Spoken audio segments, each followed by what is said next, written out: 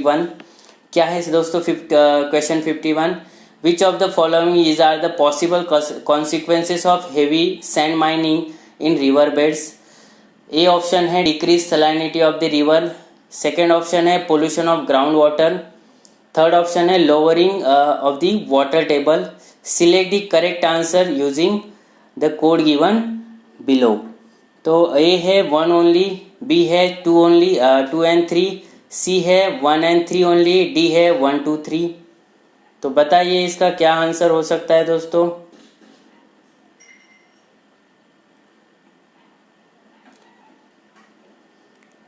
बताइए जल्दी.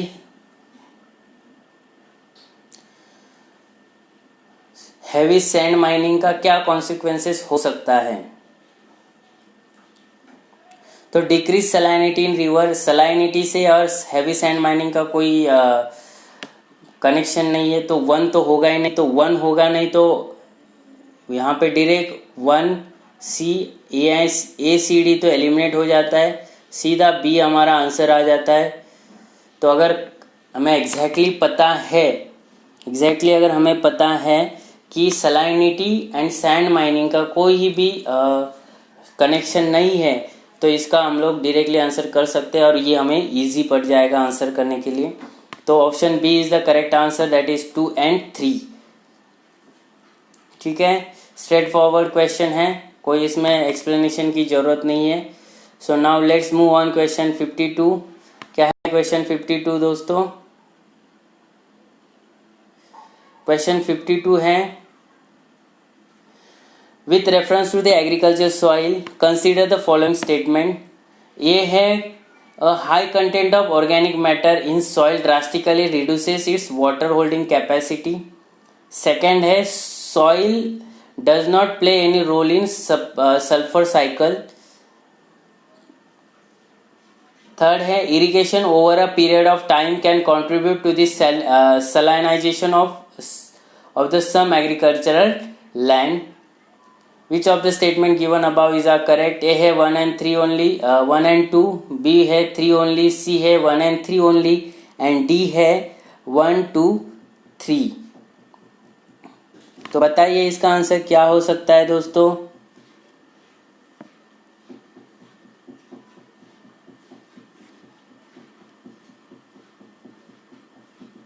कौन सा स्टेटमेंट पूछा है करेक्ट है इसमें रिगार्डिंग दी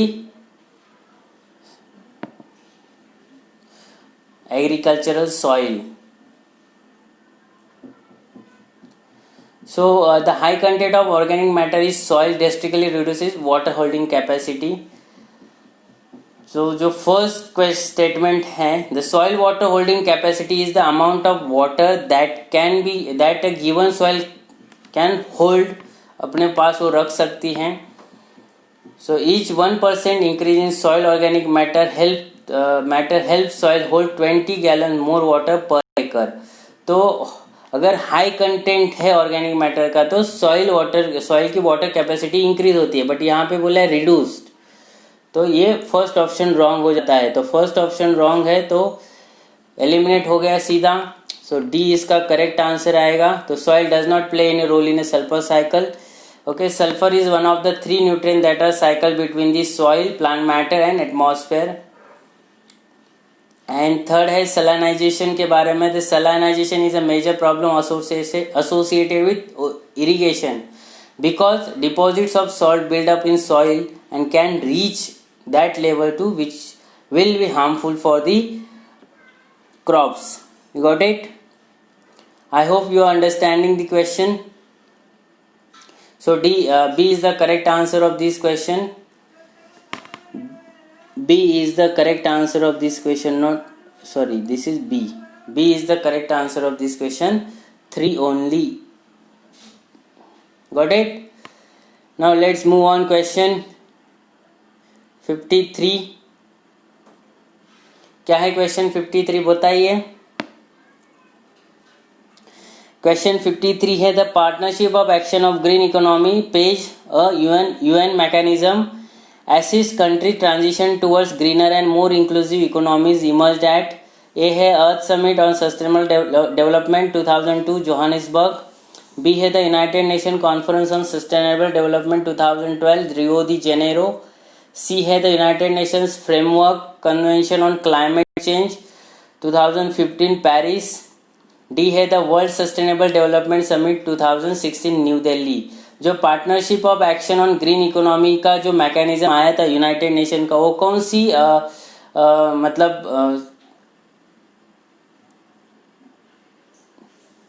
कॉन्फ्रेंस में आया था? बताइए कौन सी कॉन्फ्रेंस में आया था?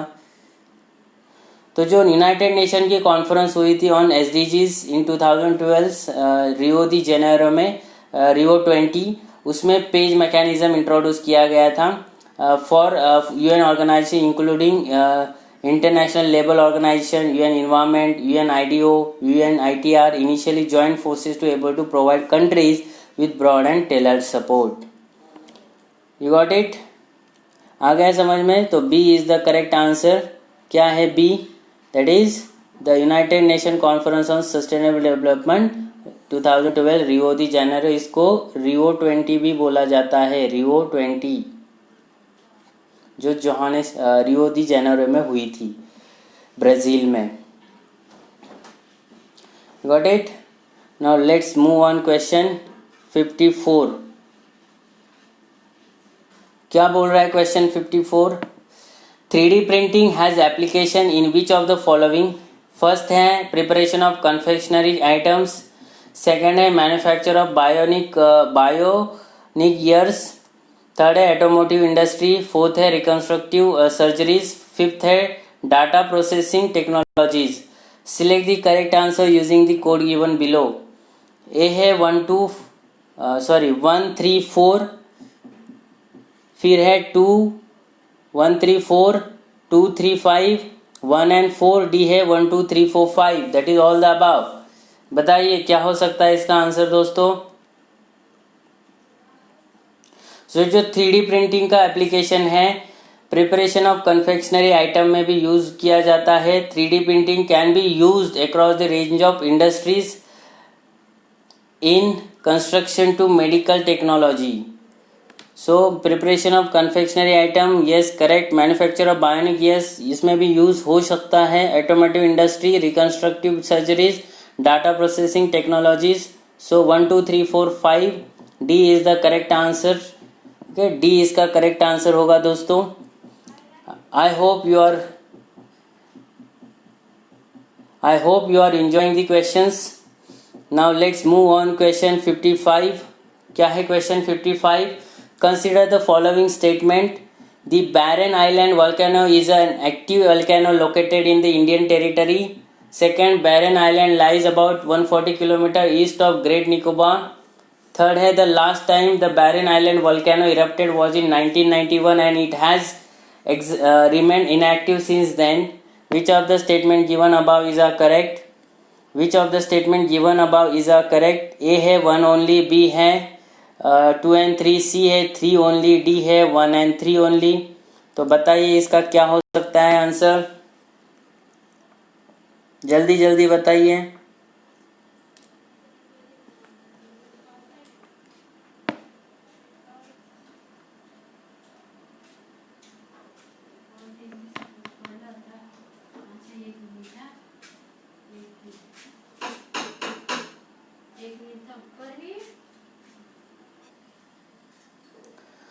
तो दोस्तों बताइए क्वेश्चन नंबर 55 का क्या आंसर हो सकता है? कंसिडर द फॉलोइंग स्टेटमेंट है। The Barren Island volcano is active volcano located in the Indian territory. Second statement है Barren Island lies about 140 kilometre east to the great Nicobar. Third statement है the last time the Barren Island volcano erupted was in 1991 and it has remain inactive since then. Which of the statements given above is correct? A है 1 only, B है 2 and 3, C है 3 only, D है 1 and 3 only. So the Barren Island volcano is an active volcano located in Indian territory. Yes, it is a 140 kilometer northeast to Port Blair in Andaman Sea. तो first statement यहाँ पे हमारा correct है दोस्तों। First statement correct है तो B and C eliminate हो जाता है। तो बचता है Barren Island lies between 140 kilometre east to great Nicobar. Yes, second statement correct है। अभी पूछा है correct statement.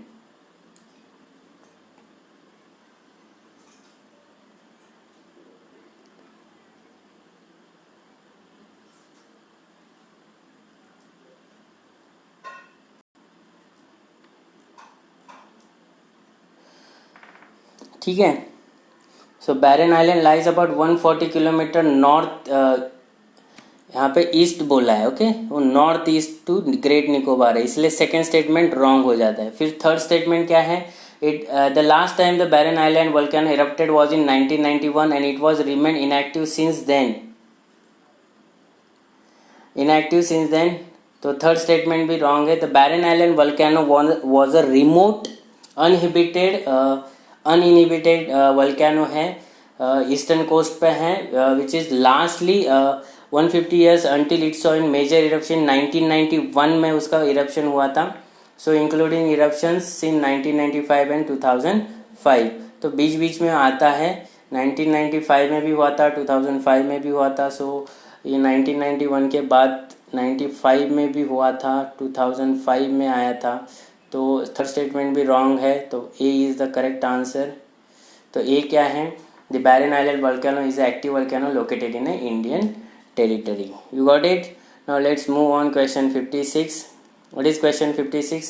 Why is the plant called Prospia juliflora often mentioned in the news? A है, its extract is widely used in cosmetics. B है, it tends to reduce the biodiversity in the area in which it grows. C है, its extract is used in the pesticide. D है, none of the above. बताइए। So it tends to reduce the biodiversity in the area which it grows. तो ये जो Prosopis juliflora है, it is a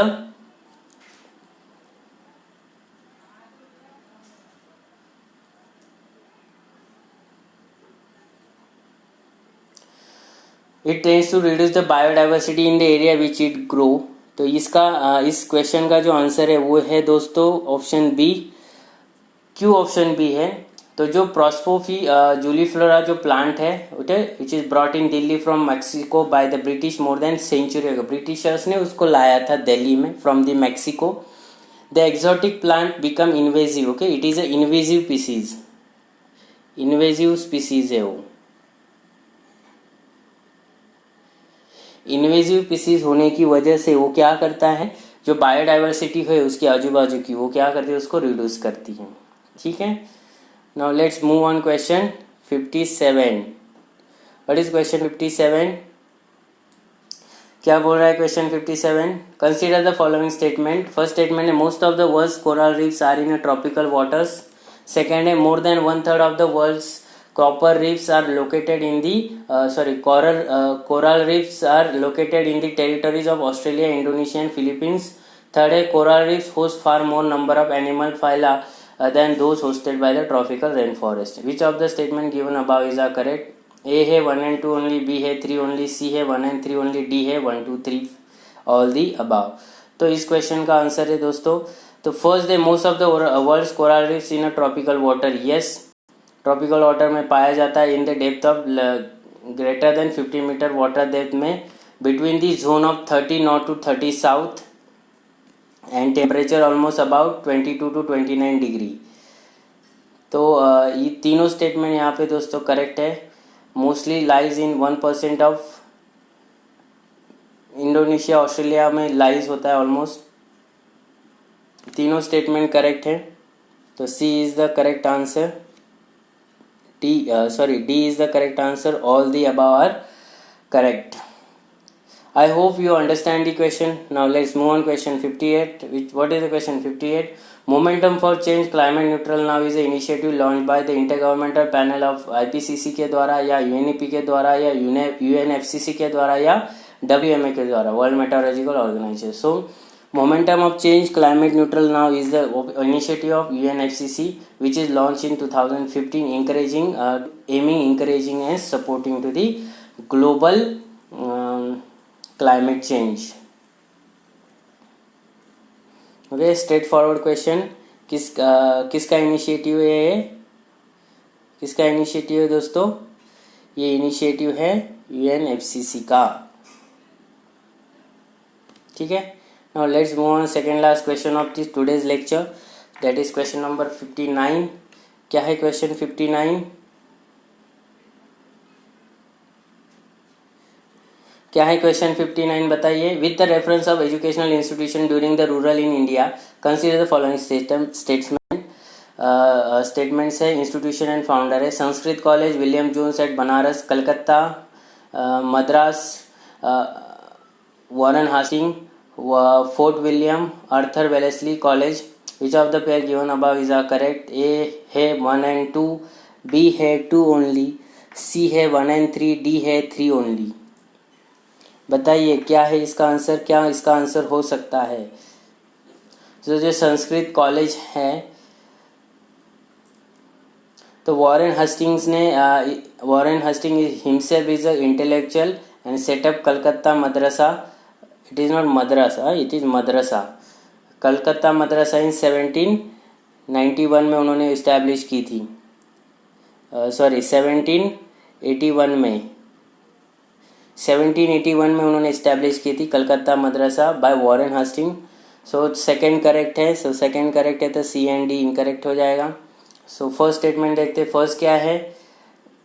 Sanskrit college. So Sanskrit college is effort of Jonathan Duncan, a British resident at Banaras. वो तो Sanskrit college किसने बनाया था? Jonathan Duncan ने इस्टेब्लिश किया था, वो उसके फाउंडर थे। सो फर्स्ट रॉन्ग हो जाता है, तो बचा हुआ हमारा आंसर है B is the correct answer, B इसका करेक्ट आंसर है।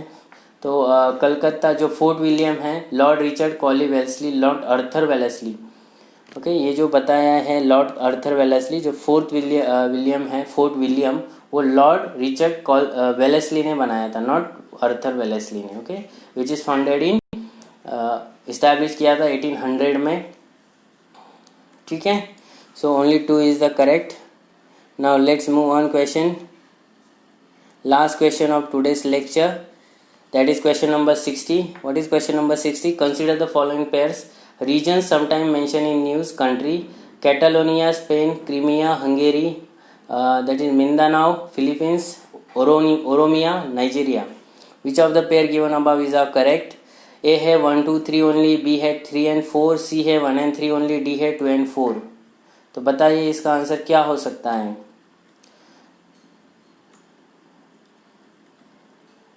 सो कैटालोनिया स्पेन करेक्ट है, फिर मिंदानाओ फिलीपींस, ये दोनों भी करेक्ट है। सो फर्स्ट एंड 3 करेक्ट हैं, तो ऑप्शन सी इसका आंसर हो सकता है। लेट्स सी क्या है, तो इसका आंसर क्या है? सी इसका आंसर हो सकता है, क्योंकि कैटालोनिया स्पेन में आता है, north eastern corner of part of the Spain. फिर जो क्रीमिया है, it is officially part of Ukraine, not Hungary. So second तो रॉन्ग हो जाएगा, तो सेकेंड रॉन्ग है, तो ए एंड डी तो जाएगा ही। एंड फोर्थ ओरोमिया नाइजीरिया का पार्ट नहीं है। सो मिंडानाओ जो आइलैंड है वो फिलीपींस में आता है, और Oromia is official one of the 9 ethnically based regional states of Ethiopia. Ethiopia का स्टेट है ओरोमिया। ठीक है, सो ये नाइजीरिया नहीं, ये इथियोपिया होना चाहिए। ये क्या होना चाहिए? क्रीमिया इज अ यूक्रेन का पार्ट है। So 1 and 3 correct answer है, so C is the correct answer of this question. I hope you guys understand the questions. ठीक है दोस्तों, अभी इस वीडियो में बंद होगा। तो now let's move on question number 61. What is question number 61? Question number 61 is consider the following statements. First है capital adequate ratio is the amount that bank have to maintain in the form of their own debt, own funds to offset any loss that bank incur if the account holder fails to repay dues. Second is CAR, that is capital adequate ratio, decided by each individual bank. Her bank decide करती है। Which of the statement given above is correct? A है 1 only, B है 2 only, C है both 1 and 2, D है neither 1 or 2. सो जो दोस्तों capital adequate ratio होता है, it is a ratio of bank's capital in relation to its risk weight asset and current liability. तो bank की जो एसेट्स है और उनकी जो करंट लायबिलिटी है उसको इस ये जो रेशियो होता है उसको कैपिटल एडिक्वेसी रेशियो बोलता है या कैपिटल एडिक्वेट रेशियो भी बोला जाता है। Okay, it is decided by the central bank. Okay, central bank के द्वारा ये डिसाइड किया जाता है, तो जो ईच इंडिविजुअल बैंक है वो डिसाइड नहीं करती है। ओके, सेंट्रल बैंक हमारे यहाँ पे कौन है, तो आरबीआई। तो आरबीआई डिसाइड करती है कि सीआर कितना होना चाहिए। ठीक है, यू गॉट इट। तो सेकेंड स्टेटमेंट रॉन्ग होता है, तो यहाँ पे पूछा है करेक्ट वन। तो सेकेंड स्टेटमेंट अगर रॉन्ग है तो बी भी जाएगा, सी भी जाएगा। सो फर्स्ट स्टेटमेंट क्या है, capital adequate ratio is the amount that bank have to maintain with form of their own funds to offset any loss that banks incur if the account holder fails to repay dues. Yes, it is a correct statement. So A is the correct statement. So answer is A. इस question का answer क्या होगा दोस्तों, option A. I hope you understand the question. Now let's move on question 62। क्या है question 62? Question 62 is the identity platform Aadhaar provide open application program interface APIs which does what does it implies? Okay, API का क्या objective है launch करने का? तो first, it can be integrated into any electronic devices. Second, online authentication using iris is possible. Which of the statement given above is are correct? So A option A है 1 only, option B है 2 only, option C है both 1 and 2, option D है neither 1 nor 2। सो जो आधार provided आधार card का जो application programming interface है, okay, it is integrated into any electronic device. Yes, it is correct. And second, online authentication can be done by using iris. Yes, ये भी correct है। तो option statement 1 and 2 दोनों भी correct हैं। तो C is the correct answer. सी इसका correct answer होगा दोस्तों। आई hope you understand the questions. Now let's move on question 63। क्या है क्वेश्चन 63 दोस्तों? Question 63 is very recently, in which of the following country having lakhs of people either suffered from severe famine and acute malnutrition or died due to the starvation caused by war or ethnic conflicts? तो ये question पूछा गया था 2018 में। तो it is a current affair question है ये। तो यहाँ पे ऑप्शन दिया है एंगोला जाम्बिया, ऑप्शन बी है मोरक्को टूनिसिया, ऑप्शन सी है Venezuela and Colombia, option D है Yemen and South Sudan. So world faces one of the largest food crisis in 70 years with 20 million people for countries namely Yemen, Nigeria, South Sudan, Somalia according to the Food and Agriculture Organisation. तो यहाँ पे option क्या है, Yemen, कौन कौन सी country food starvation face कर रही है, फूड क्राइसिस? फर्स्ट कंट्री है येमेन, फिर सेकेंड कंट्री है नाइजीरिया, फिर थर्ड है साउथ सुडान और फोर्थ है सोमालिया।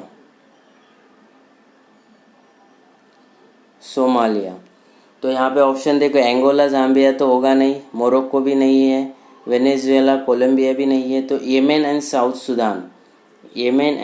सुडान ये कंट्रीज का यहाँ पे ऑप्शन दिया है। तो डी यहाँ पे हमारा क्या होगा, करेक्ट आंसर होगा दोस्तों।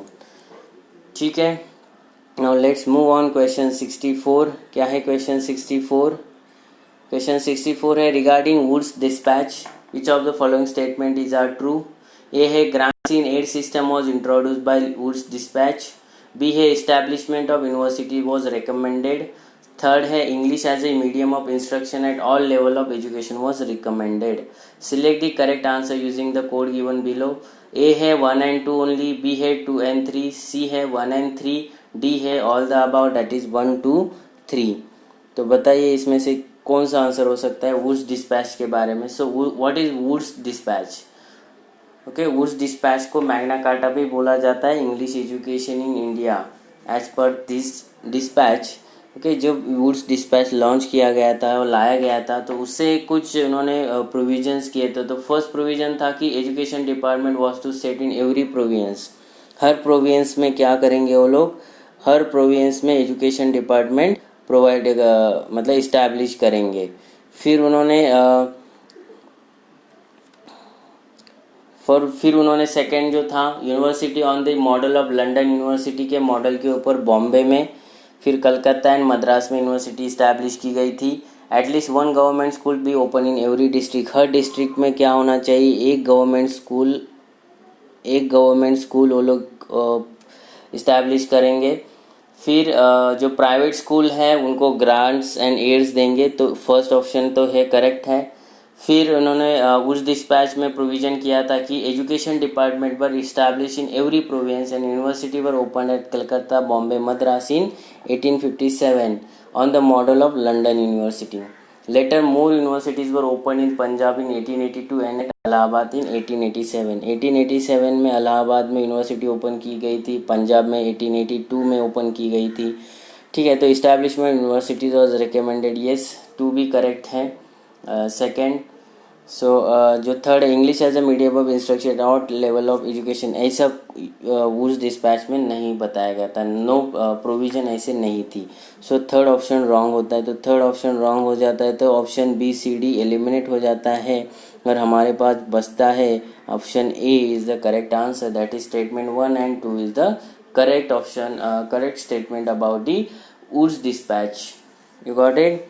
Now let's move on question 65. What is question 65? Question 65 is with reference to the Parliament of India, which of the following parliamentary committees scrutinize the report and report to the House whether the power to make regulation, rules, sub-rule, bylaws, etc. conferred by the Constitution or delegated by the Parliament are being properly exercised by executive within the scope of such delegation. ऐसी कौन सी parliamentary committee होती है जो scrutinise करती है, reports देती है house को, whether the power to make regulation, sub rules, bylaws are conferred by constitution और delegated by the parliament are being properly exercise और not from executive within the scope of delegation. तो first है committee on government assurance, second है committee of subordinate legislation, third है C option है rule of committee that is rules committee, and fourth that is D option है business advisory committee. तो देखिए ये जो बाय रूल्स रेगुलेशंस अगर executive perform कर रही है या नहीं, इसको स्क्रूटिनाइज करने का काम होता है कमिटी ऑन सबऑर्डिनेट लेजिस्लेशन, तो बी इसका ऑप्शन है। The committee of subordinate legislation examine and report to the parliament or house whether the power to make regulation, rules, sub-rules, bylaws delegated by parliament are conferred by constitution to the executive are being properly exercised or not। तो committee of subordinate legislation करती है जिसके 15 member होते हैं, okay. और जो first committee बिठाई गई थी वो 1953 में बिठाई गई थी, ठीक है, कमिटी ऑफ सबऑर्डिनेट लेजिस्लेशन। और इसके जो मेंबर होते हैं it is from both the houses, that is total number of members are 15, जो लोकसभा और राज्यसभा दोनों में से चुने जाते हैं। आई hope you understand the question. Now let's move on the question 66। अगर दोस्तों किसी भी क्वेश्चन में कुछ भी डाउट है, कुछ भी आपको क्लैरिफिकेशन चाहिए तो मुझे ज़रूर कमेंट सेक्शन में पूछिए, मैं उसका ज़रूर रिप्लाई दूंगा। Now let's move on question 66. Question 66 is consider the following statements. A है as per the right to education RTE Act, to be eligible to appointment as a teacher in a state, a person would be required to possess the minimum qualification laid down by the concerned state council of teacher education.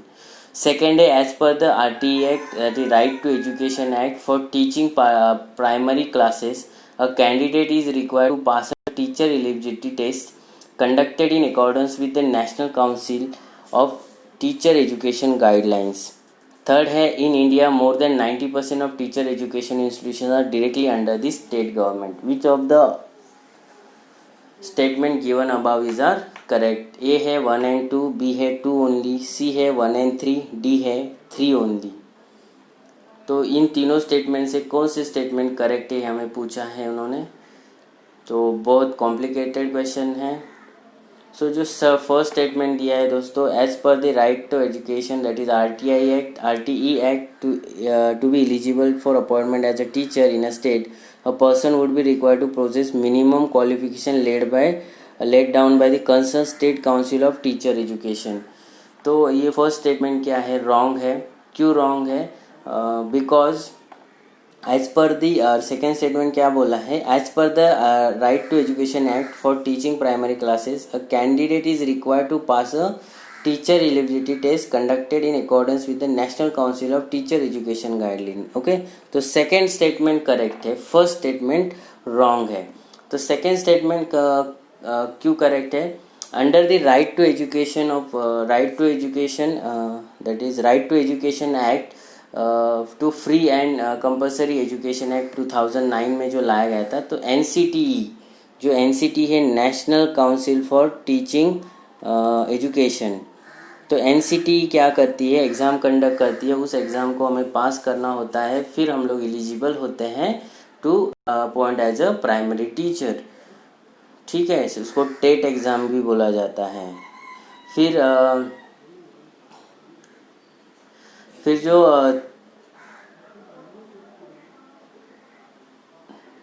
जो third statement है, in India more than 90% of teacher education institution are directly under the state government. नहीं, ऐसा कुछ नहीं है, National Council for Teacher Education provide करती है। So statement third wrong होता है। स्टेटमेंट थर्ड रॉन्ग है तो C एंड D तो एलिमिनेट हो जाएगा। फिर यहाँ पे देखिए,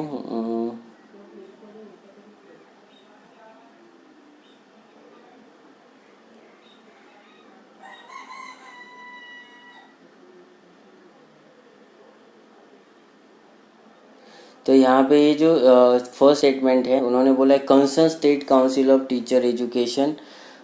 तो यहाँ पे NCTA द्वारा जो एग्ज़ाम कंडक्ट की जाती है, TET, that is teacher eligibility test, उसको क्लियर करना होता है।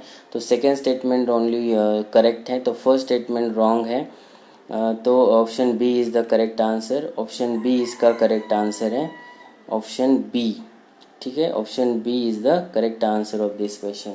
I hope you understand question. Statement 1 and 3 यहाँ पे रॉन्ग है दोस्तों। ठीक है, now let's move on question 66। क्या है क्वेश्चन 66? क्वेश्चन 66 है, consider the following pairs, consider the following pairs, tradition and state दिया है। फर्स्ट ट्रेडिशन है चापचूर कूट फेस्टिवल, दैट इज चापचार कूट festival Mizoram, Kongjom Parba ballad Manipur, Thangta dance Sikkim. A है 1 ओनली, B है 1 एंड 2, C है 1 एंड C है 3 ओनली, D है 2 एंड 3। तो यहाँ पे उन लोगों ने क्या किया है, जो थंगटा डांस है, ओके, थंगटा डांस है, it is from the Manipur, वो मणिपुर का ट्रेडिशन है। तो यहाँ पे थर्ड ऑप्शन रॉन्ग हो जाता है। थर्ड रॉन्ग है तो C एंड D एलिमिनेट हो जाता है डायरेक्ट। तो ये चापचार क्यूट फेस्टिवल मिजोरम का ही है। देन कोंगजोम प्रभा बल्लाड, ये भी मणिपुर का ही ट्रेडिशन है। तो 1 एंड 2 करेक्ट है, तो ऑप्शन B हमारा यहाँ पे करेक्ट होगा। ठीक है, I hope you understand. Now let's move on question 68। क्या है question 68? Consider the following statements. First है the food safety and standard act 2006 replace the prevention of food adulteration act 1954। Second है the food safety and standard authority of India, that is FSSI, under the charge of director general of health service in the union ministry of health and family welfare. Which of the statement given above is are correct? A है 1 only, B है 2 only, C है both 1 and 2, D है neither 1 nor 2। बताइए इसका क्या answer हो सकता है। तो यहाँ पे देखिए, the statement 1 is correct because the FSSI, जो FSSAI food safety and standard authority of India took 8 older act into one umbrella including prevention of food adulteration act 1954। एक अम्ब्रेला एक्ट बनाया था, ठीक है, and it is administered under the Ministry of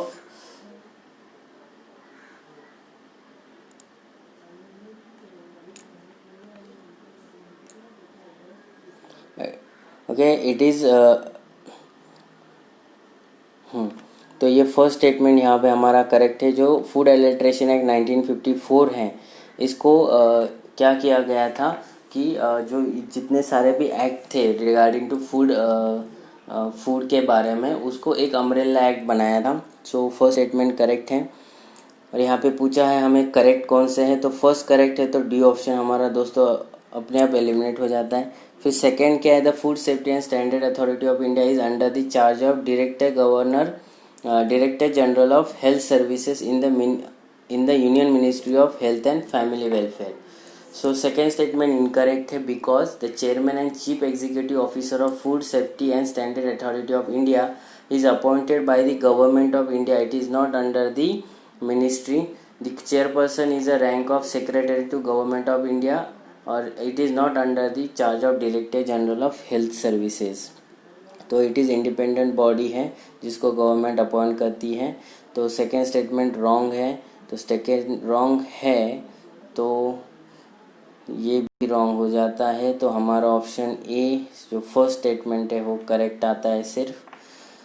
ठीक है, तो question 68 का answer है दोस्तों option A. You got it. Now let's move on question 69। क्या है question 69? The term two state solution is sometimes seen in news और mention in the news in the context of the affair of China, Israel, Iraq, Yemen. Option A B C D है, China, Israel, Iraq, Yemen. तो यहाँ पे देखिए दोस्तों, जो two state solution है, it is related to the China. तो China का ये two state solution is for Israel. Okay, Israel के रिलेटेड है।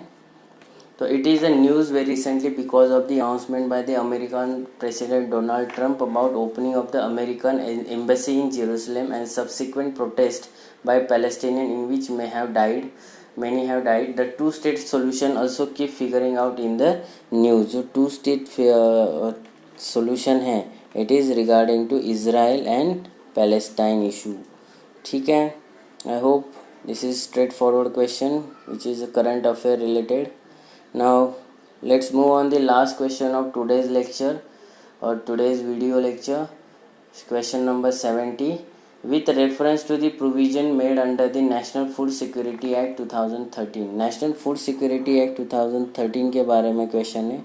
क्या है National Food Security Act 2013? Consider the following statement. First है, the families coming under the category of below poverty line only are eligible to receive subsidies of food grains. Second statement, the eldest woman in household of age 18 years or above shall be head of the household for the purpose of issuance of ration card. And third, a pregnant woman and the lactating mother are entitled to a take home ration of 1600 calories per day during pregnancy and for 6 months thereafter. Which of the statement given above is correct? A है 1 and 2, B है 2 only, C है 1 and 3, D है 3 only. जो national Food Security act national Food Security act 2013 लाया है, उसके provisions क्या क्या हैं? तो फर्स्ट स्टेटमेंट जो बताया है यहाँ पे ये रॉन्ग है। तो coverage and entitlement of under targeted Public Distribution system, okay, जो TPDS है हमारी, PDS targeted Public Distribution system, up to 75% of rural population and 50% for urban population will be covered under TPDS. तो 75% कौन है? Rural population और 50% of urban population.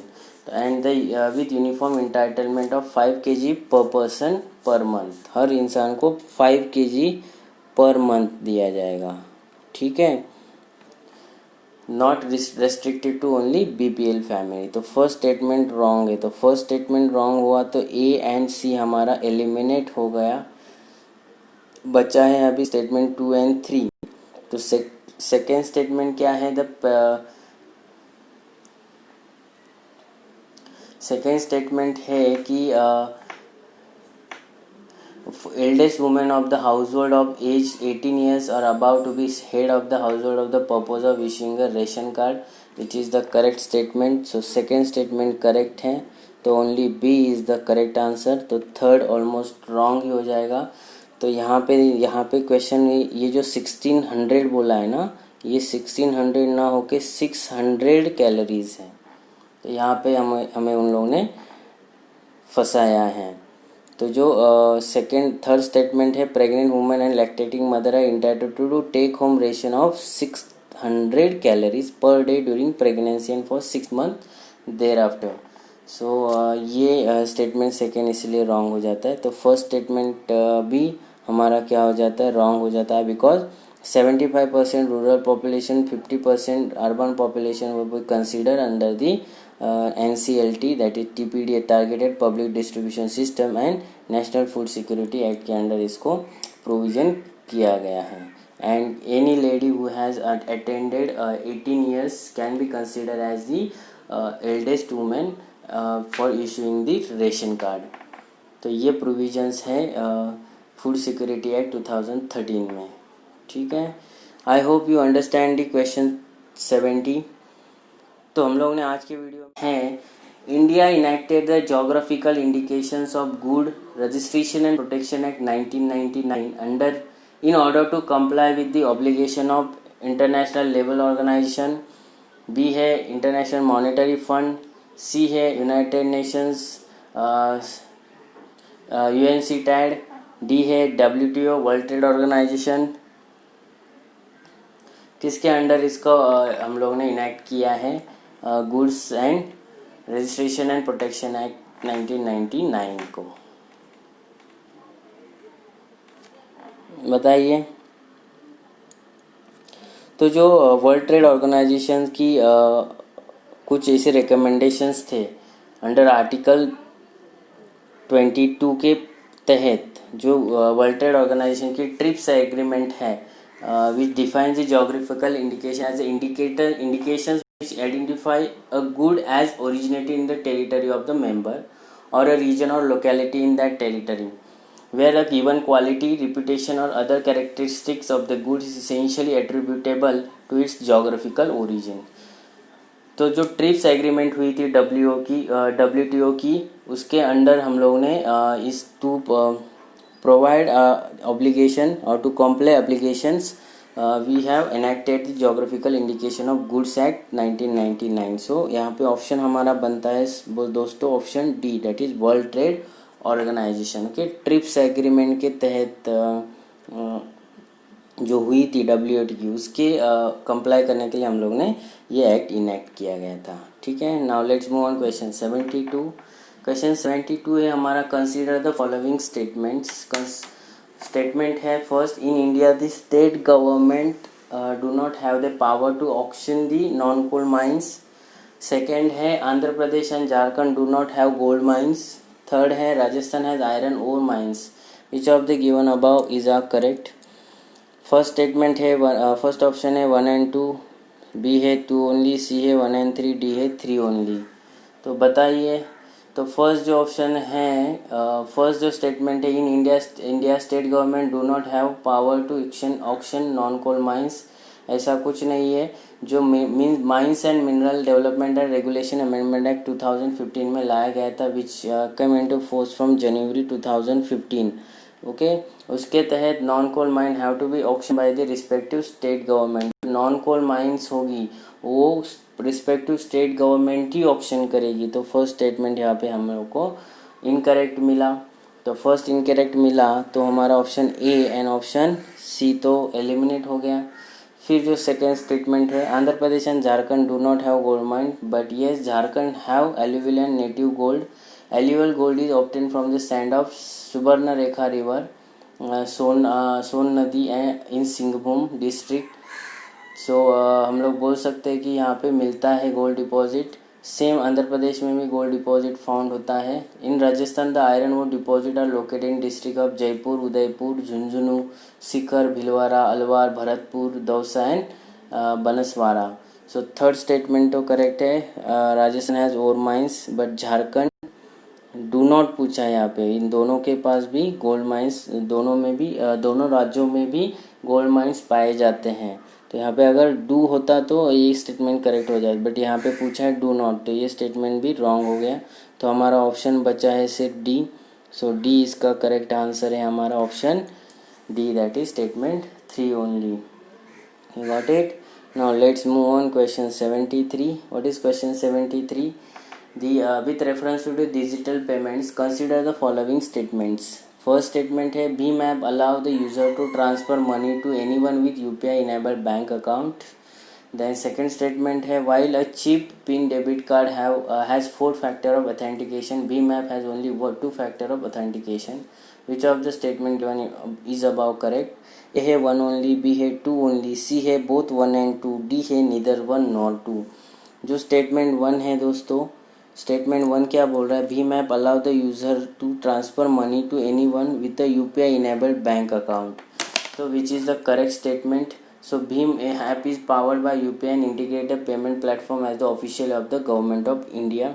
तो first statement correct है. हमें पूछा है करेक्ट स्टेटमेंट्स, तो फर्स्ट स्टेटमेंट करेक्ट है तो ये और ये ऑप्शन हमारा एलिमिनेट हो जाएगा. फिर जो सेकेंड स्टेटमेंट है while chip pin debit card has 4-factor of authentication, भीम app has only 2-factor of authentication. जो उन्होंने क्या किया है, रिप्लेस किया है, इस स्टेटमेंट को ट्विस्ट किया है. So which is incorrect statement? Debit card does not have 4-factor authentication. कोई भी 4-factor ऑथेंटिकेशन नहीं है डेबिट कार्ड को, बट भीम app has 3-factor of authentication. कौन से 3-factor है? तो यहाँ पे बताया 2, तो ये रॉन्ग हो गया. ठीक है, सो सेकेंड रॉन्ग है, तो सी भी क्या है, तो बचा हुआ हमारा आंसर है option A is the correct answer.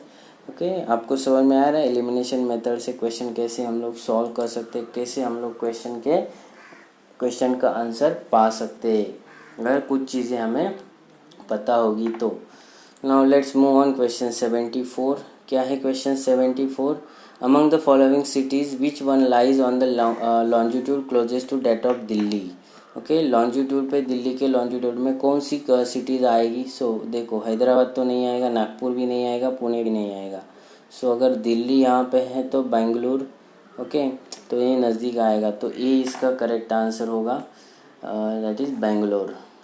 अगर आप देखेंगे मतलब हमारे इंडिया के मैप में, तो अगर दिल्ली नॉर्थ में है तो वो जो लॉन्जिट्यूड जाएगा कि वो बेंगलोर से नज़दीक होके जाएगा. तो यहाँ पे पूछा हमें closest to the Delhi, that is Bangalore.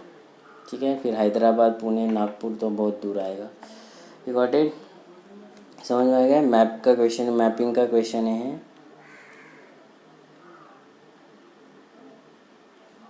Mapping का क्वेश्चन है. Got it? Straightforward. Let's move on question 75. क्या है क्वेश्चन 75?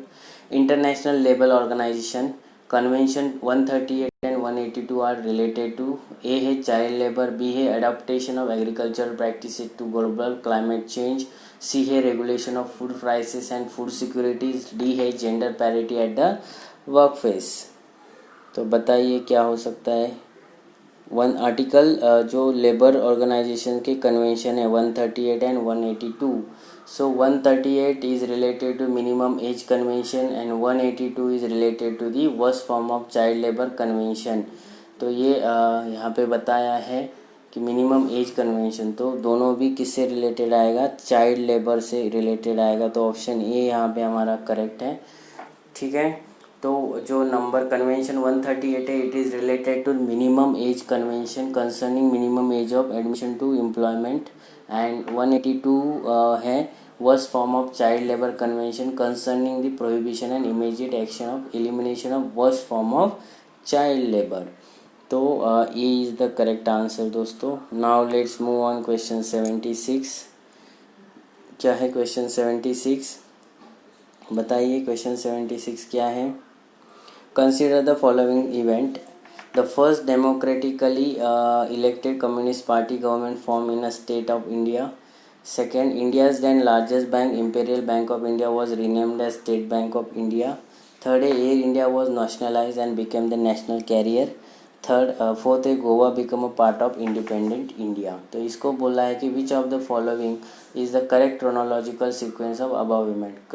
सबसे पहले और सबसे लास्ट में कौन सी इवेंट हुई है, उनकी क्रोनोलॉजी यहाँ पे हमें पूछी है. तो फर्स्ट ऑप्शन है 4123, 3214, 4213 एंड 3124.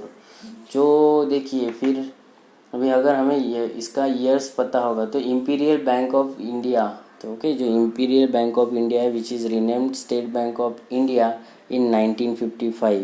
ओके इसको कभी रीनेम किया गया था? 1955 में रीनेम किया गया था। Then Air India was nationalise in 1953। Air India को कब नेशनलाइज किया गया था? 1953 में। 1953 में इसको नेशनलाइज किया था। फिर Goa become a part of independent India. Okay कब हुआ था इंडिपेंडेंट इंडिया का गोवा पार्ट? दैट इज़ 1961 में। ओके 1961 में। एंड जो फर्स्ट है the first democratically elected communist party government form in state of India in 1957। 1957 में बनी थी केरला में। ठीक है तो जिसमें वो कितने सीट भी जीते थे? 60 सीट्स जीते थे। तो देखिए अभी क्रोनोलॉजिकल ऑर्डर उन्होंने पूछा है। तो सबसे लास्ट में कौन सी इवेंट हुई है? 1961 वाली, that is Goa become a independent part of independent India. तो फोर्थ जिसमें लास्ट है वो रहेगा। तो ए एंड डी एलिमिनेट हो जाएगा, ए एंड सी एलिमिनेट हो जाएगा। फिर 4 है, थर्ड भी फर्स्ट है तो थर्ड एंड फोर्थ। थर्ड कौन सी है? Air India was introduced nationalise 1953 में एयर इंडिया नेशनलाइज किया गया था। फिर इम्पीरियल बैंक ऑफ इंडिया का रिनेम हुआ था स्टेट बैंक ऑफ इंडिया। सो 3-2 है। फिर आएगा 1, फिर आएगा 4। सो 3-2-1-4 कौन सा है? बी। तो B is the correct answer. B इसका करेक्ट आंसर होगा दोस्तों। ठीक है समझ में आ गया? ठीक है लेट्स मूव ऑन क्वेश्चन 77। क्या है क्वेश्चन 77?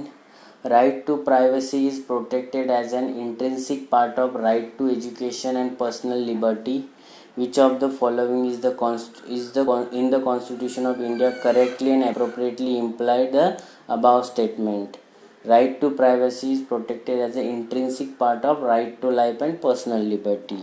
ऐसा किस आर्टिकल के तहत बोला गया है? तो ये है article 14 and provision under the 42 constitutional amendment.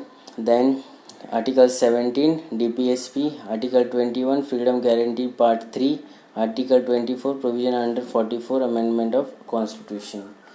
So privacy is a constitutionally protected right which emerges primarily from the guarantee of life and personal liberty in article 21 and freedom guaranteed by part 3 of the Indian constitution. तो यहाँ पे हमारा answer होगा सी। Straight forward question है। Okay under article 21 ठीक है part 3 of the Constitution of India.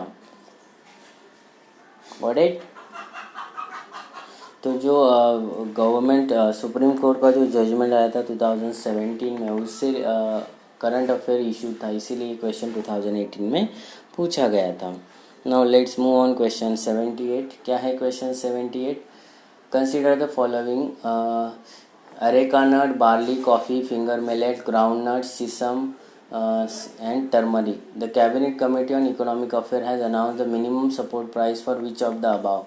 किस MSP किसके लिए अनाउंस की गई थी? इस करंट अफेयर क्वेश्चन है। MSP कौन कौन सी कंपोनेंट के ऊपर अनाउंस की गई थी by the economic affair committee? तो ए है 1 2 3 7, बी है 2 4 5 6, सी है 1 3 4 5 6, डी है 1 2 3 4 5 6। That is all the above. तो देखिए यहाँ पे हमें पता होना चाहिए। जो कैश क्रॉप होते हैं, कैश क्रॉप के ऊपर MSP नहीं दी जाती है ऑलमोस्ट। जो कॉफ़ी है, कॉफ़ी के ऊपर MSP नहीं होती है। सो थर्ड और जिसमें है वो कैंसिल हो जाएगा। तो एलिमिनेट करो थर्ड को सीधा, तो बचा हुआ हमारा आंसर है बी। तो बी में कौन कौन से हैं? 2 बार्ली है, 4 फिंगर मिलेट है, ग्राउंडनट है एंड टर्मरिक है, सीसम है। ठीक है, सो 2 4 5 6 is the correct answer. B is the correct answer of this question. Got it? Now let's move on question 79. In which one of the following state is Pakhui Wildlife Sanctuary located? Okay, Pakhui wildlife sanctuary कौन से state में located है? ए है Arunachal Pradesh, B है मणिपुर, सी है Meghalaya, D है नागालैंड। बताइए।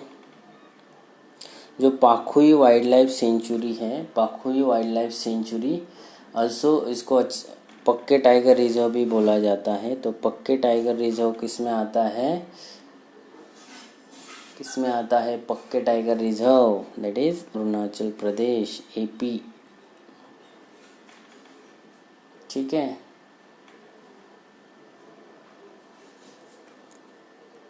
Now let's move on the last question of today's video lecture, that is question number 80. क्या है question number 80? With reference to India's satellite launch vehicle, consider the following statements. First say PSLV launched the satellite useful for earth resources monitoring, whereas GSLVs are designed mainly to launch communication satellites. Second statement है satellites launched by PSLV appears to remain permanently fixed in the same position in the sky as views from the particular location of the earth. Third statement is GSLV Mark III is the fourth stage launch vehicle with the first and third stage using solid rocket motors and the second and fourth stage using liquid rocket engine. Which of the statement given above is are correct? ए है 1 only, B है 2 and 3, सी है 1 and 2 only, D है 3 only. अभी यहाँ पे देखिए elimination method का use नहीं कर सकते हैं। तो देखिए PSLV launch the satellite useful for earth resource monitoring, where GSLV are design mainly communication satellites. तो ये करेक्ट है। फर्स्ट स्टेटमेंट करेक्ट है हमारा। फर्स्ट स्टेटमेंट करेक्ट है तो बी हमारा एंड डी हमारा एलिमिनेट हो जाता है। तो फर्स्ट तो PSLV जो design mainly to deliver the earth observation और remote sensing satellites which lift off mass up to 750 kg के 1750 kg मास वो लिफ्ट कर सकती है to sun synchronous circular polar orbit almost about 600 to 900 kilometre altitude. And the GSLV is designed mainly to deliver the communication satellite which highly elliptical, typically 250 into 3.6 km in geosynchronous transfer orbit. ठीक है, almost 3.600 kilometre altitude. ठीक है, and due to their geosynchronous nature, the satellites in this orbit appear to remain permanently fixed in same position in the sky. तो ये satellite launch by PSLV एपियरमेंट permanent, यहाँ पे उन्होंने उल्टा किया है। ठीक है, तो स्टेटमेंट 2 रॉन्ग हो जाता है। तो ऑप्शन ए हमारा यहाँ पे करेक्ट हो जाता है। इस स्टेटमेंट में उन्होंने क्रॉस किया है हमें फंसाने के लिए। तो and GSLV Mark III 3 stage heavy lift launch vehicle. Okay, 3 stage है, not 4 stage. The vehicle has 2 solid, 3 stage है जिसमें से 2 सॉलिड है एंड जो कोर होगा वो लिक्विड बस्टर होता है, क्रायोजेनिक अपर स्टेज होता है। ठीक है, गॉट इट। तो 3 स्टेज है, यहाँ पे 4 स्टेज बोला है तो ये भी रॉन्ग हो जाता है। तो हमारा option A is the correct answer of this question. I hope you guys you understand the questions. If you have doubt in any question please ask me in comment section. I will surely answer your questions and clear your doubts. तो अभी तक अगर आपने क्या है question number 81, with reference to the government of India's public sector banking. Okay, with reference to the governance of public sector banking in India, consider the following statements. Capital infusion, first statement है capital infusion into public sector bank by the government of India steadily increase in last decade. Okay, it is not a steadily. Okay, steadily increase नहीं हो रहा है, तो first statement तो wrong है। ठीक है, to put the public sector bank in order the merger of associate bank with the parent State Bank of India has been affected. Yes, affected होगा क्योंकि नॉन परफॉर्मिंग जो एसेट है okay, capital infusion has not been a steady, therefore statement 1 is wrong, जो मैंने already बताया है। Which of the statement above is a correct है, 1 2 both 1 and 2, neither 1 not 2। And though one of the most desired objective of consolidation of bank in the streamlining of banking operation and reduce their NPA burden, तो statement 2 यहाँ पे correct हो जाता है, तो option B is the correct answer. Option B यहाँ पे हमारा करेक्ट हो जाता है दोस्तों, ठीक है। Straightforward question. Now let's move on question 82। क्या है क्वेश्चन 82? क्वेश्चन 82 है, consider the following statements, consider the following items. First, cereal grain hulled. Second, chicken eggs cooked, fish processed and canned, newspaper containing advertising material. Which of the above item is are exempted under the GST, that is good and service tax? ए है 1 only, B है 2 and 3, सी है 1 2 4, D है 1 2 3 4, that is all the above. तो cereal grain जो भी finished product हो गए, finished product है, previously GST council impose 5% rate on GST on hulled grains, but later it reduced to 0%, ठीक है। तो फर्स्ट जो है फिर चिकन एक कुक चिकन एग्स, वो उस पे ऊपर भी 0% जीएसटी है। फिर फिश प्रोसेस एंड कैन के ऊपर 5% जीएसटी रेट है।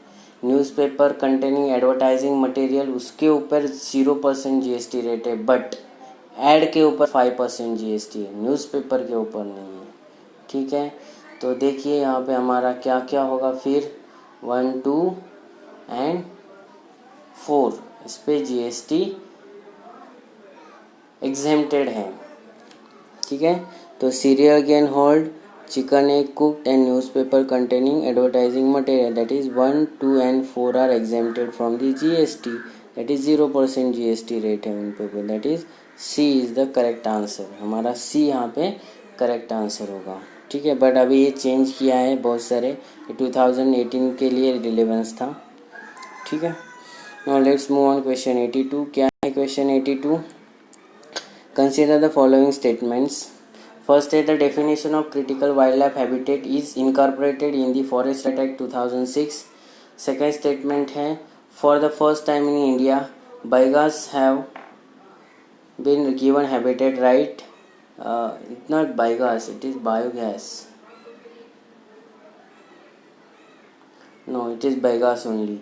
Third, Union Ministry of Environment, Forest and Climate Change officially decided and declared habitat right of primitive and vulnerable tribal group in the any part of the India.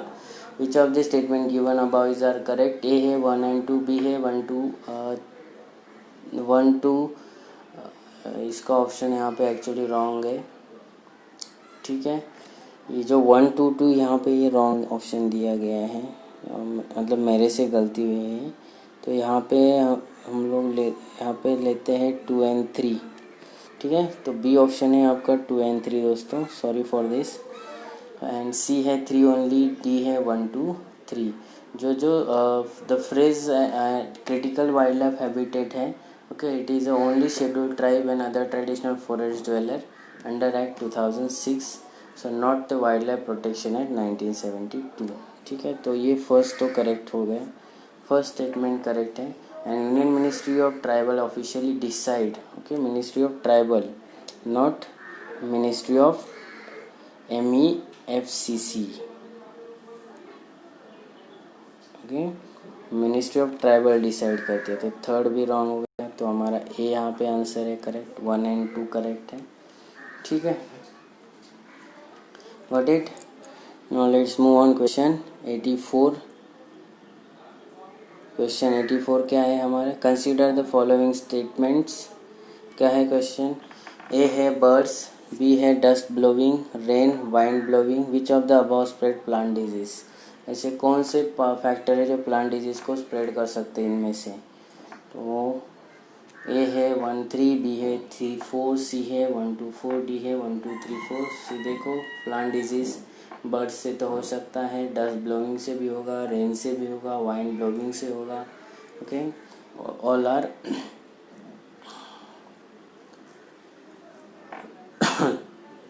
ठीक है। तो चारों यहाँ पे factor plant disease spread करने के लिए help कर सकते हैं। डी यहाँ पे करेक्ट आंसर है। डी यहाँ पे करेक्ट आंसर है। ठीक है।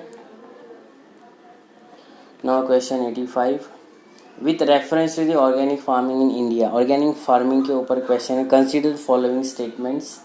फर्स्ट स्टेटमेंट है national programme of organic production NPOP is operated under the guideline and direction of the union ministry of rural development. Second है the agriculture and process food product export development authority the APEDA functions the secretariat for the implementation of the NPOP, that is National Program for Organic Production, and Sikkim has become India's first fully organic state. So which of the statement above is correct? 1 and 2, 2 and 3, 3 only, 1, 2, 3.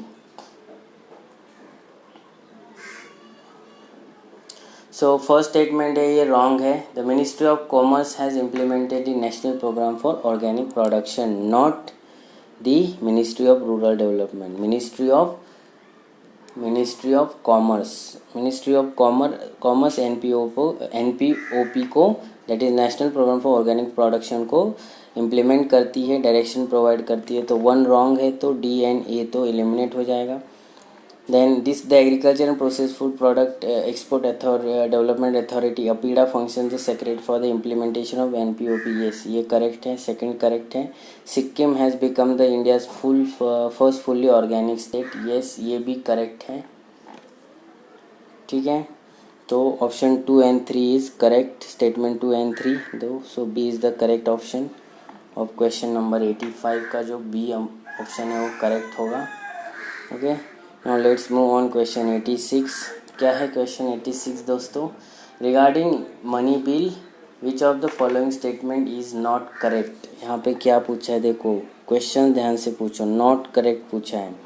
तो first है a bill shall be deemed to be money bill if it contain only provision related to imposition, abolition, remission, alteration and regulation of any tax. First, a money bill has provision for the custody of Consolidated Fund of India or the Contingency Fund of India.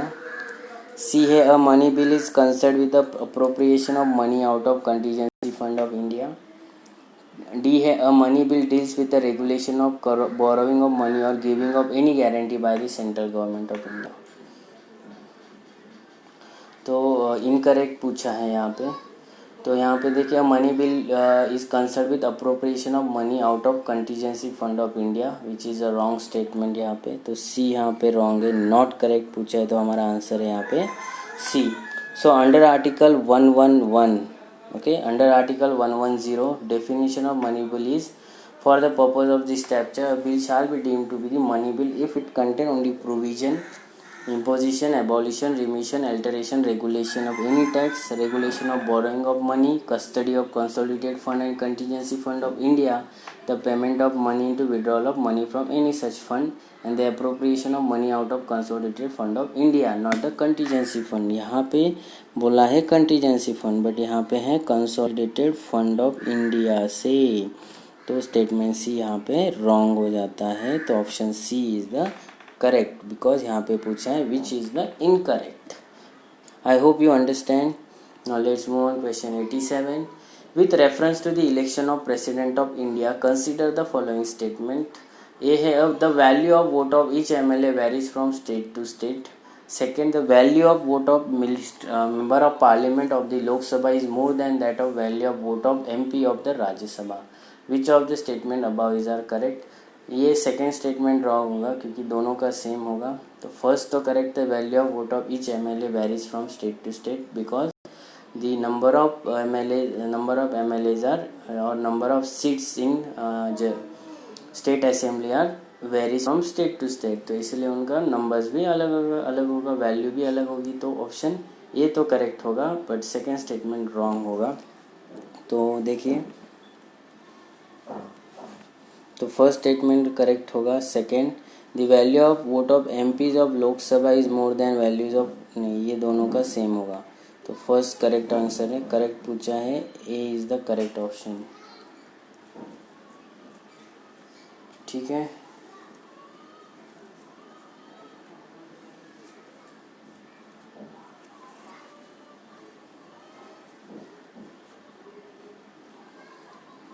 ठीक है। Now let's move on question 88। क्या है question 88? In the Indian context what is the implication of the ratifying the additional protocol with the International Atomic Energy Agency? IEA का जो protocol है उसको हम लोगों ने रेटिफाई किया है, उसका क्या हमें इम्प्लीकेशन है? First, the civilian nuclear reactor come under IEA safeguard. B है the military nuclear installation come under the inspection of IEAE, that is International Atomic Energy Agency. C. The country will have to privilege to buy uranium from the nuclear supply group and the country automatically become the member of NHG. क्या इसके implications हो गए? तो first is the civilian nuclear reactor come under the IEA safeguard, which is the correct. Statement 2 incorrect है, statement 3 incorrect है। कोई भी ऐसा प्रिविलेज नहीं है कि IEA का प्रोटोकॉल रेटिफाई करने से न्यूक्लियर सप्लाई ग्रुप का प्रिविलेज मिल जाएगा बाय करने का और न्यूक्लियर सप्लाई ग्रुप के मेंबर हो जाए, ऐसा भी कोई भी प्रोविज़न नहीं है।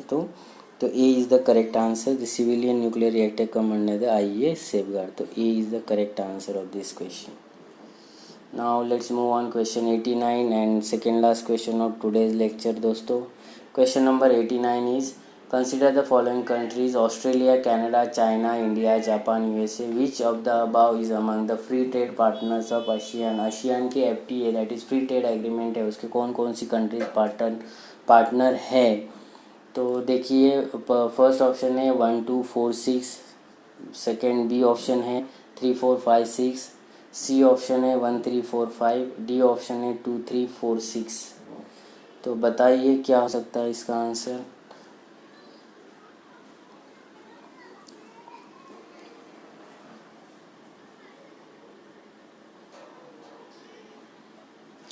जो फ्री ट्रेड एग्रीमेंट है एशियन की AFTA, that is ASEAN free trade agreement between ASEAN member and the regional trade bloc has signed several free trade agreements. This include ASEAN Australia New Zealand FTA, ASEAN China FTA, ASEAN India FTA, ASEAN Korea, ASEAN Japan Comprehensive Economic Partnership.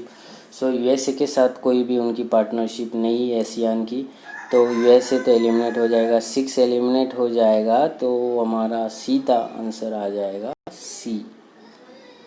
अगर एक को भी हम लोग eliminate कर सके तो सीधा आंसर आ जाएगा। ठीक है। Now let's move on the last. और किसके साथ नहीं है?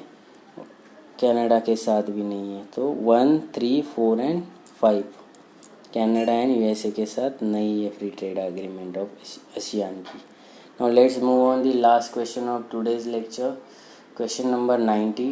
With reference to the Global Alliance of Climate Smart Agriculture, which of the following statement is correct? A है Global Alliance of Climate Smart Agriculture is an outcome of climate summit held in Paris in 2015.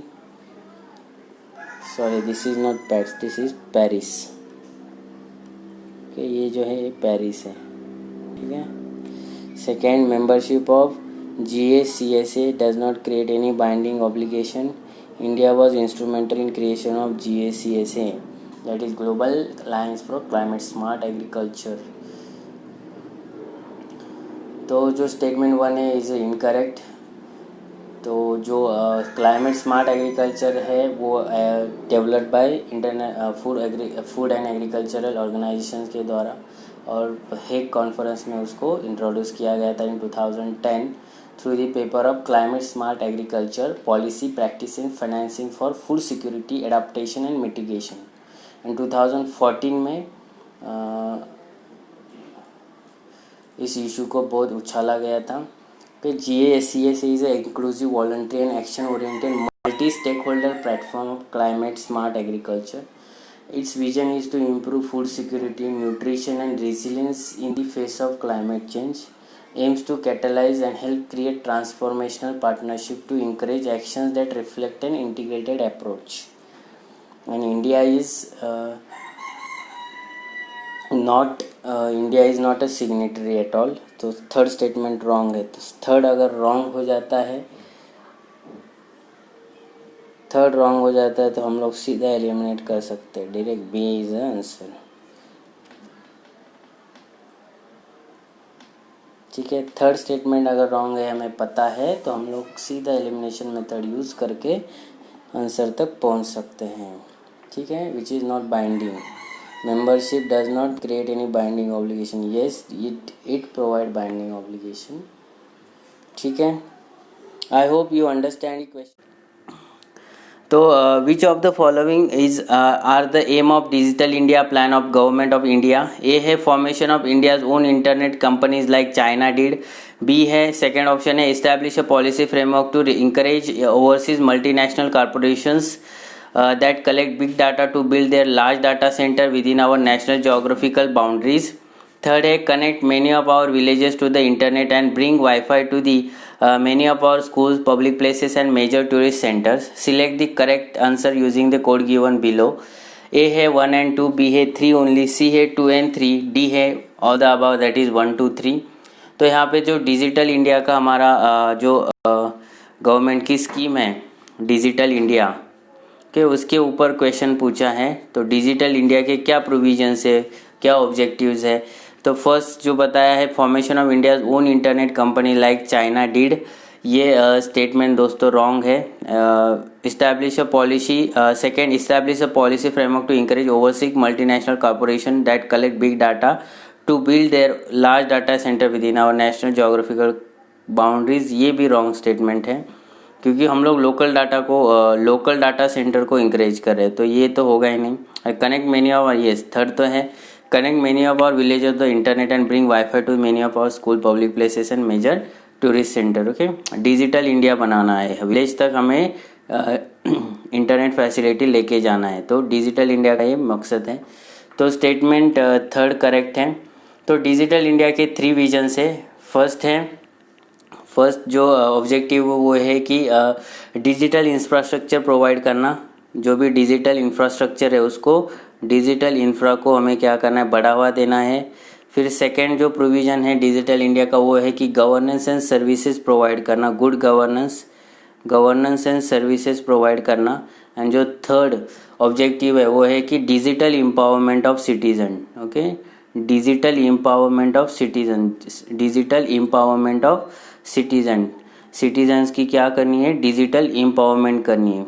Citizens की क्या करनी है, digital empowerment. क्या करनी है, digital empowerment. ये 3 क्या है इसके डिजिटल इंडिया के ऑब्जेक्टिव्स है, digital empowerment, governance and services on demand and digital infrastructure development.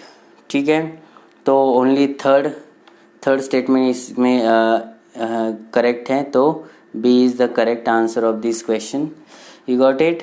I hope you understand the question. Now let's move on question 92। क्या है question 92?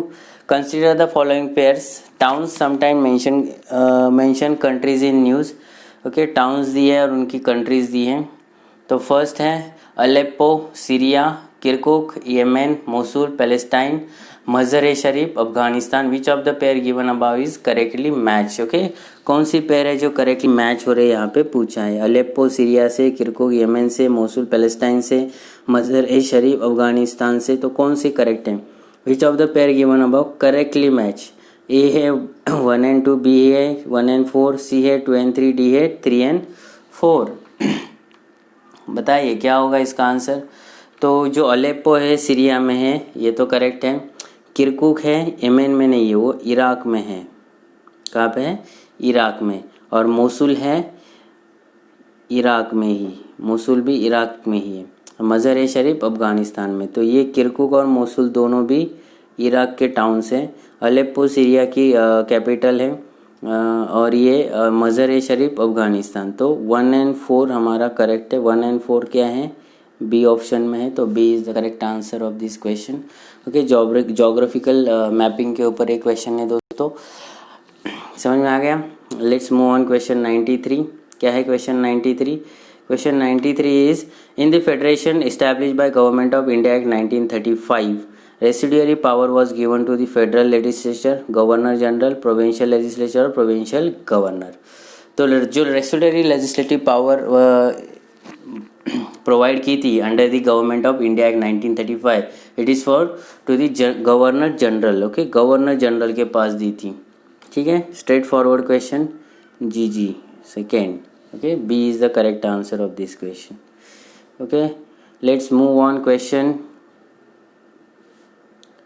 Let's move on question 94. क्या है question 94? Consider the following statement. Speaker of the Legislative Assembly shall vacate his her office she ceases to be a member of assembly. And second, whenever the Legislative Assembly is dissolved, that speaker shall vacate his her office immediately. तो दोनों statement में which of the following और above was correct? A है one only, B है two only, C है both one and two, D है neither one not two. तो speaker of legislative assembly shall vacate his office on he she ceases to be member of the assembly. तो first statement correct है, second statement incorrect है. तो ए इसका correct answer है. ठीक है, तो क्या है कि जो स्पीकर होता है कब तक ऑफिस में रह सकता है?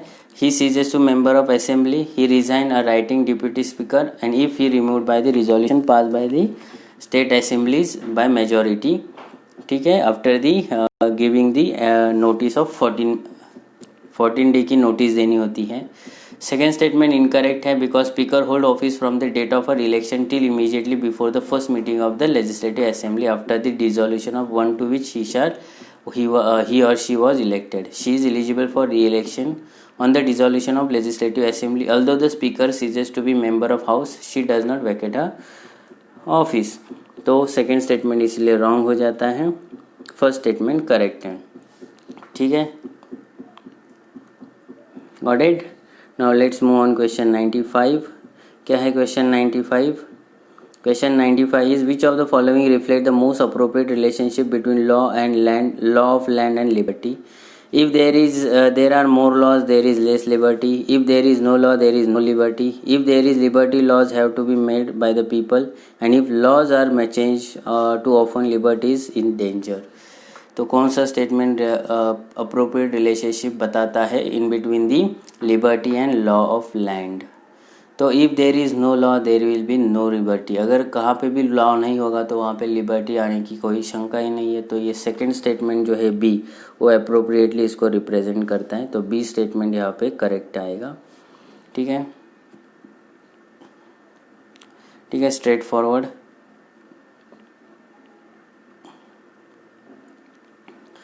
क्वेश्चन 96. क्या है question 96?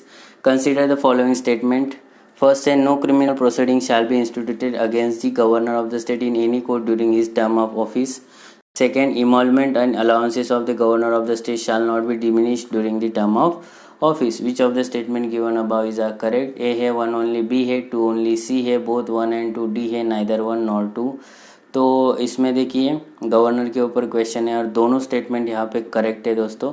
No criminal proceeding will be allowed if he और she is in office and emolument and allowances cannot be change okay during his term of office. Straightforward. Under article 361 and 158 okay, protection of president and governor under article 361. Under article 361 क्या बोला जाता है? Indian constitution क्या बोलती है? No criminal proceeding whatsoever shall be instituted और continue against the president और the governor of the state during the term of his office. Okay, and second, emolument and allowances under article 158 of the condition of governor office. The emolument and allowances of governor shall not be diminished during his term of office. Got it? So under article 158 decrease नहीं किया होता है, इसको change नहीं कर सकते. And under article 361 no criminal proceeding will be allowed if they are in the office. ठीक है, I hope you understand the question. अगर दोस्तों किसी भी क्वेश्चन में डाउट है तो मुझे कमेंट सेक्शन में पूछिए, मैं उसका और ज़रूर रिप्लाई दूंगा. और इस वीडियो को लाइक करना है, शेयर करना है, कमेंट करना है और मैक्सिमम बच्चों तक इसको शेयर करना है. तो लेट्स मूव ऑन क्वेश्चन 97. क्या है question 97? The wellbeing painting Bani Thani belongs to the the well known painting Bani Thani belongs to the Bundi school, Jaipur school, Kangra school और किशनगढ़ स्कूल. तो Bani Thani is the Indian miniature painting painted by the Nihal Chand from the Marwar region of Kishangarh. Okay, Kishangarh की, Kishangarh school की है। इन and the portraits of woman who is elegant and graceful. The painting subject Bani Thani was a singer and poet in Kishangarh at the time of King Sawan Singh इन 1784 के बीच में है, 1784 to 1764 के बीच में ये painting बनाई गई है। और इसको मोनालिसा से भी कंपेयर किया जाता है। Inspired by Radha Banithani, characterised by idealised distinct features such as eyebrows, lotus like elongated eyes, pointed chins. This painting was featured in India का जो स्टैम्प होता है, पोस्ट ऑफिस जो बनाते हैं, यस 1973 में इसका स्टैम्प बनाया था बनीथनी स्टैम्प पेंटिंग का, विच is the from the Kishangarh school of painting. ठीक है, I hope you understand. Now let's move on question 98. What is the terminal high altitude area defense? That is third system, sometimes seen in the news. It is a Israeli radar system, India's indigenous anti-missile program. C है the American anti-missile system and the defense collaboration between Japan and Korea. तो ये well known है। Third system जो है South Korea में America ने South Korea को दिया था। सो तो it is American anti missile system, America की एंटी मिसाइल सिस्टम है। तो सी इसका करेक्ट आंसर होगा। तो terminal high altitude area defence, that is third, formerly theatre high altitude area defence is American anti ballistic missile defence system design to shoot down और short medium and intermediate range ballistic missile. Okay, short range, intermediate, short medium and intermediate range ballistic missile को destroy करने के लिए use किया है, hit to kill approach. ठीक है, third was developed after the experience of Iraq missile attack during the gulf war in 1991। जो Iraq war हुआ था तभी 1991 में इसको डेवलप किया गया था। The third interceptor carries no warhead but relies on its kinetic energy and impact to destroy the incoming missile. जो भी मिसाइल सामने से आ रहा है उसको डिस्ट्रॉय करने की पावर रखती है। ठीक है, समझ में आ गया। It is a American anti missile system. Now move on question 99. With reference to the cultural history of India, consider the following statement. A है most of the Tyagaraja Kritis are devotional songs in praise of Lord Krishna. Second है Tyagaraja created several new ragas. Third है Annamacharya and Tyagaraja are contemporaries. Fourth है Annamacharya Dartanas are devotional song in praise of Lord Venkateshwara. Which of the statement given above is correct? A है 1 and 3 only, B है 2 and 4 only, C है all the above 1 2 3 and D है 2 3 4। तो कौन सा correct है? जो first statement है Annamayya, okay,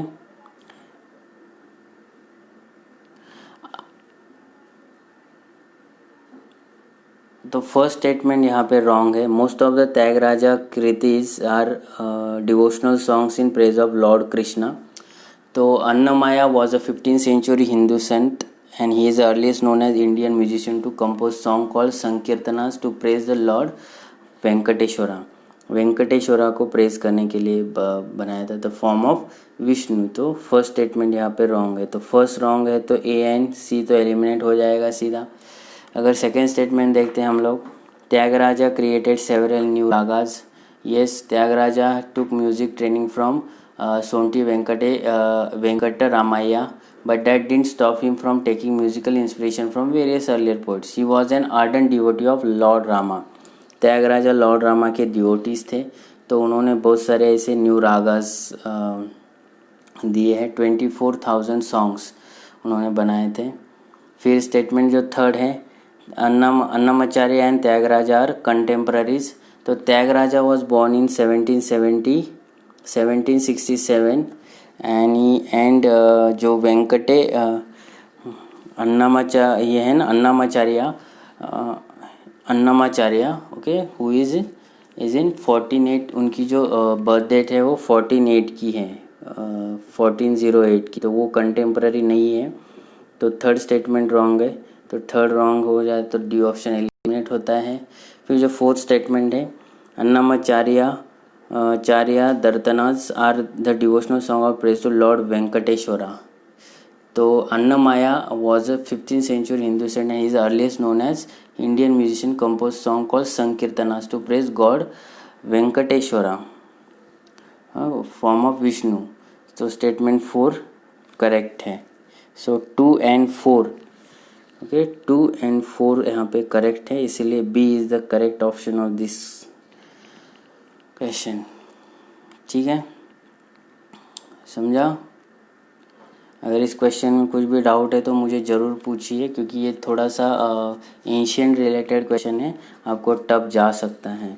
okay, let's move on the last question of today's lecture and the last question of this series. Okay, previous year question 2018 की जो टोटल सीरीज है 10 वीडियोज़ की, उसकी ये लास्ट क्वेश्चन है.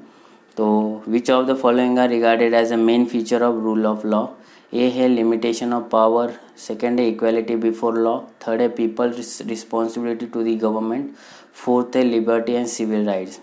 Select the correct answer using the code given below. First है option A है 1 and 3, B है 2 and 4, सी है 1 to 4, डी है all the about that is 1 2 3 4.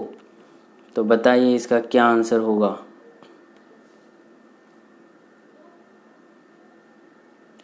बताइए दोस्तों इसका क्या आंसर हो सकता है. What is the rule of law. Features of rule of law के क्या फीचर्स है. Limitations of power, yes. Equality before law, yes, ये भी करेक्ट है. पीपल्स रिस्पॉन्सिबिलिटी टू गवर्नमेंट, नहीं ये तो नहीं. Government's responsibility towards the people, ये हो सकता है. Liberty and civil right, okay यहाँ पे ये उल्टा किया है. सो 1 2 and 4 करेक्ट है. सो 1 2 4 कहाँ पे है, सी में है, तो सी इज़ द करेक्ट ऑप्शन. ठीक है.